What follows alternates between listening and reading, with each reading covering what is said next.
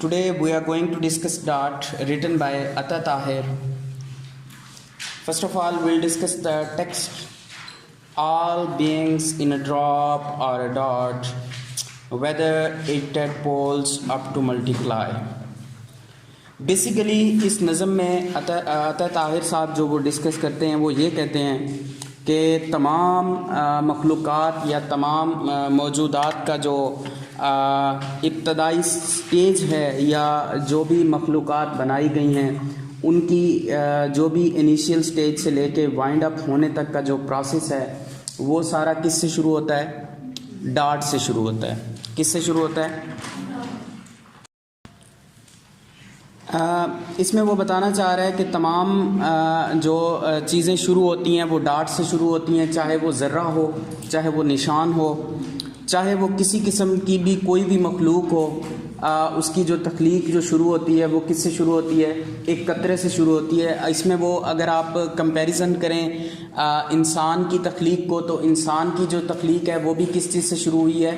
वो भी एक डार्ट से शुरू हुई है। किससे शुरू हुई है? एक डार्ट से, एक कतरे से, एक पानी के एक बुलबुले से इंसान की जो है आगाज़ होता है, इंसान की तख्लीक होती है। और इसमें जो है वो भी हमें यही बताना चाह रहा है कि तमाम किस्म की जो मखलूक़ात हैं, तमाम किस्म की जो ज़र्रात हैं, उनका जो इनिशियल पॉइंट है वो एक डार्ट ही होता है, चाहे वो कतरा हो, चाहे वो किसी सेंस में भी हो।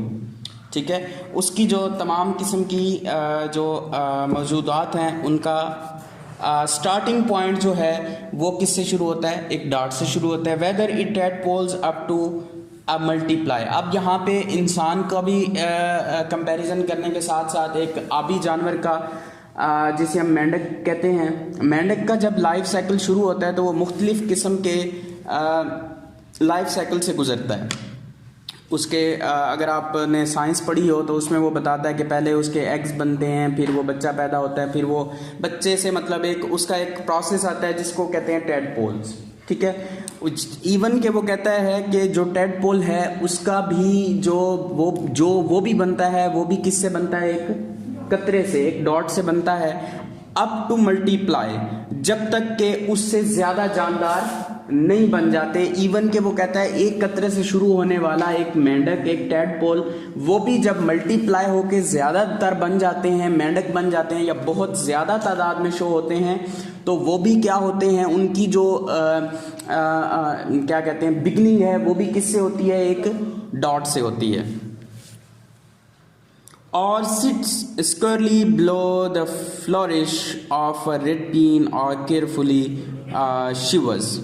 तो कहता है कि अगर आप इस तरह देखें कि अगर आप बैठे बिठाए या आपकी पेन के से निकलने वाला एक जो आप नुक्ता जिसे कहते हैं, ठीक है, आपके पेन से निकलने वाला नॉलेज, आपके पेन से निकलने वाली बातें जो हैं वो भी क्या होती हैं? एक नुक्ते से ही शुरू होती हैं। कहाँ से शुरू होती हैं? एक नुक्ते से। आपका जो किसी किस्म का भी जो इल्म है उसका जो बिगनिंग पॉइंट है, उसका जो आगाज़ होता है वो भी किससे होता है? एक डॉट से होता है। Of a red pen or carefully shivers above the standing stroke, filling their void or curves coyly whether it resides। तो कहता है कि अगर आप उसको देखें कि अब इसकी जो है वो इसको कंपैरिजन किससे करता है? वो बताता है कि अगर एक दरख्त के ऊपर, एक दरख्त के पत्ते के ऊपर एक पानी का जो कतरा है, पानी का जो क्या है? एक कतरा जो उसके ऊपर रहता है, वो भी बेसिकली अगर आप देखें दरख्त जो हैं उनकी बेसिक नीड्स क्या होती हैं? दरख्त को हवा चाहिए, दरख्त को रोशनी चाहिए और साथ साथ पानी चाहिए। तो वो कहता है कि वो दरख्त की टहनियों पे, दरख्त के पत्तों के ऊपर लरजता हुआ एक कतरा भी वो क्या है? जिंदगी की अलामत है। क्या है? जिंदगी की अलामत है। वो भी उनके लिए क्या कर रहा है? एक उस दरख्त के प्रोसेस को बढ़ाने में क्या कर रहा है? अपना किरदार अदा कर रहा है। Above standing stalk, filling their wide or curves coyly wherever it resides, calling into question stared aleph, it has accorded mere height too। तो इसमें वो ये बताना चाह रहा है कि जहाँ कहीं भी filling the wide or curves coyly wherever it resides calling into the question. कहता है कि वो जहाँ पे भी रहे, जहाँ पे भी उसकी रिजाइड्स, जहाँ पे वो जाके रुकता है या जहाँ पे वो रहता है, कॉलिंग इन टू क्वेश्चन स्टेड एलफ। अब वो इसको किसके साथ आगे कहता है, कॉलिंग इन टू क्वेश्चन, एक सवाल जन्म लेता है। स्टेड कहते हैं इसको, ये बेसिकली अब्रानी ज़बान में एक लफ्ज़ यूज़ होता है, जैसा कि हमारे यहाँ क्या होता है, अलिफ। क्या होता है? अलिफ। और उनके यहाँ क्या है? एलिफ। क्या है? एलिफ। स्टेड कहते हैं पुरसकून सोबर के मानों में इस्तेमाल होता है। स्टेड एलिफ it has according a mayor height to. तो वो भी हमें यही बताना चाह रहा है कि इवन के अबरानी ज़बान में शुरू होने वाला एक एलिफ भी जो है वो भी क्या है, किससे शुरू होता है? एक डाट से शुरू होता है। किससे शुरू होता है? डाट से शुरू होता है। इट हैज़ अकॉर्डेड, ये ढल जाता है, ये अपने आप को कवर कर लेता है। अमयड हाइट टू, इवन के जब वो बुलंदियों की ऊपर अपनी अरूज पे पहुंचता है तब भी ये इसकी इब्तदा कहाँ से होती है? एक डॉट से होती है। बेसिकली इस नज़म में वो हमें बताना ये चाह रहा है कि हमारा जो नॉलेज है, हमारे जो मौजूदात हैं, हमारी जो बनाई अल्लाह ताला की बनाई हुई जो मखलूक़ात हैं, उन सब का जो स्टार्टिंग पॉइंट क्या है? That's the dot. अब इसने अब हम अगर पहले स्टांजे इसको देखेंगे स्टेंजे को, तो उसमें वो हमें कहता है all beings in a drop और dot whether it tadpoles up to multiply. कहता है कि तमाम मौजूदात, तमाम मखलूक़ात कहाँ से शुरू होती हैं? एक डाट से शुरू होती हैं, चाहे वो डाट किसी सेंस में भी ही क्यों ना हो, चाहे वो नबादात की सेंस में हो, चाहे वो जानदार की सेंस में हो, चाहे वो आबी बुखारात की सेंस में हो, किसी सेंस में भी है, उसकी जो स्टार्टिंग पॉइंट है किससे शुरू हो रहा है? वो डॉट से। पहला स्टेंजा। और अब इसमें हमें वो बेसिकली क्या करता है, अब सिंबोलिज्म यूज कर रहा है। बहुत सारी चीज़ों में हमें क्या कर रहा है, सिंबल दे रहा है कि अब देखें नेक्स्ट में वो हमें कहता है कि उन टहनियों पे जो जिन टहनी के ऊपर अगर एक पत्ते के ऊपर पानी है, वो जब कपाता है तो वो भी क्या है, एक जिंदगी की अलामत की तरफ शो हमें करता है। बेसिकली राइटर इस नज़म में सिंबोलिज्म को यूज करके हमें बताना ये चाह रहा है कि ज़िंदगी में तमाम जो मौजूदात हैं, तमाम मखलूक़ात हैं, उनका स्टार्टिंग पॉइंट क्या है? डॉट है। और वो डॉट किसी भी सेंस में हो सकता है। Clear the point. और आगे वो हमें बताता है कि इंसानों का जो इल्म है, इंसानों का जो नॉलेज है, इवन के वो जब शुरू होता है वो भी कहाँ से शुरू होता है? एक पेन के डॉट से शुरू होता है। ठीक है। Either it's up to the writer कि वो कहाँ तक पहुँचता है, वो परवान चढ़ता है नहीं चढ़ता, ठीक है, बट उसका स्टार्टिंग पॉइंट क्या है? डॉट। तो आगे वो हमें बताता है कि इसी तरह लास्ट जो है स्टैंजा में हमें ये बताता है कि हमारा इवन के हमारा नॉलेज, अब उसने कंपैरिजन हम इधर नॉलेज को किसके साथ किया? अबरानी ज़बान के साथ। कि अबरानी ज़बान में भी जो एलिफ शुरू होता है वो भी किससे शुरू होता है?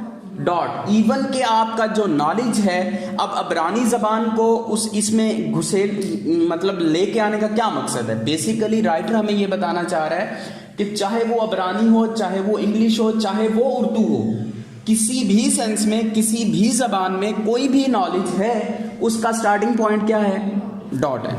इट हैज़ अकॉर्डिंग अ मयर्ड, आखिर पे वो हमें बताता है कि चाहे ये ढल जाता है, चाहे वो नॉलेज जो हमारे पास होता है, चाहे वो नॉलेज क्या हो जाता है? ढल जाता है, या फिर दूसरी उसकी क्या सिचुएशन होती है, या फिर वो अरूज पाता है। दोनों ही शक्ल में उसका स्टार्टिंग पॉइंट क्या है?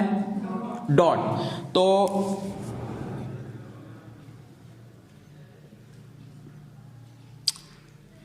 इधर एक शेर मुझे याद आता है, वो कहता है कि इल्मो बस करें ओ यार तेनू एक अलिफ दरकार। ये उर्दू के एक राइटर हैं, वो कहते हैं कि इवन के आपको भी अपने इल्म के लिए भी एक अलिफ दरकार है। ऐसे है या नहीं है कि आप जब स्कूल में जाते हैं, पढ़ते हैं, तो आपको मैडम या मिस या उस्ताद सबसे पहले क्या सिखाती है?